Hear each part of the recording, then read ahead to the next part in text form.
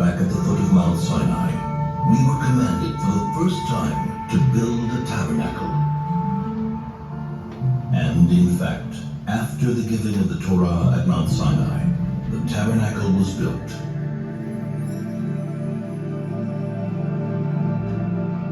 The tabernacle is a portable, temporary temple. But for 39 years, it accompanied us in our wanderings through the desert, taken apart and reassembled again and again. After entering the Holy Land, Joshua established the tabernacle in Shilo. The Shilo tabernacle is built of a stone foundation and wooden beams, and covered by layers of fabric, a combination symbolizing the transition from a temporary tabernacle to a more permanent one. Shilo is to be the dwelling place of the Shekhinah, the divine presence, the holiest site for the Jewish people for 369 years. The tabernacle was comprised of two main parts, the courtyard and the tabernacle tent. The tabernacle courtyard was rectangular, 100 cubits in length by 50 cubits in width, about 50 meters by 25 meters. In the heart of the courtyard stood the altar, made of wood overlaid with copper. On it burned the eternal fire, on which sacrifices, meal offerings, and wine offerings were made every single day. Since it is forbidden to ascend the altar by stairs, the Kohanim, the priests, ascended by a ramp. Before the Kohanim begin the tabernacle service, they would purify their hands and feet in the copper laving basin which stood between the altar and the tabernacle tent. It is said that when the contributions for the tabernacle were collected in the desert, all the women donated their copper mirrors from which the laving basin was made. First thing in the morning, the Kohanim entered the tabernacle tent, the sanctuary, for the day's service. Twice a day they burned incense on the gold-plated incense altar.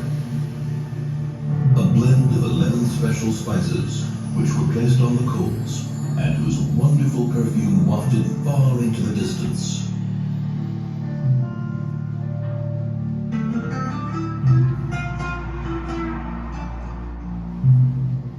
Once a week, 12 special loaves of bread were placed on the golden table, which stood at the north end of the sanctuary. The secret method of preparing the showbread was passed down from father to son. Every evening the candles of the seven-branched menorah, which stood in the south across from the table, were kindled. The menorah was made of a single piece of solid gold and ornamented with flower-like cups, buds, and blossoms. At the tip of every branch was a receptacle into which pure olive oil was poured. Ever since, the menorah has been one of the symbols of the Jewish nation.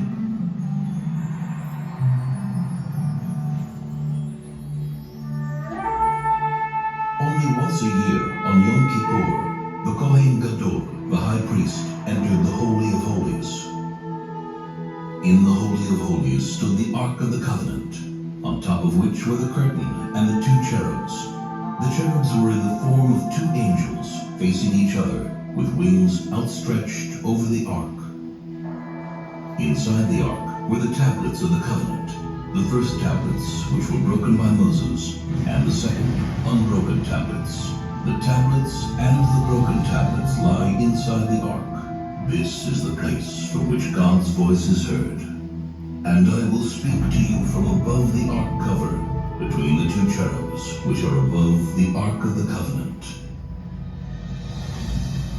The tabernacle is a place of meeting, where man meets himself, where man meets his brothers and his people, where man meets his Creator.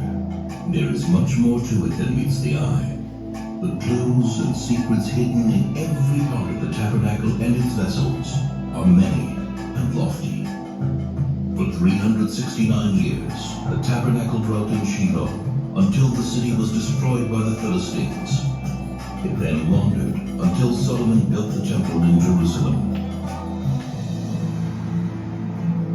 But to this very day it is said, if you stand where the tabernacle stood and take a deep, deep breath, you can smell, if only for a moment, the scent of the incense which still suffuses the walls.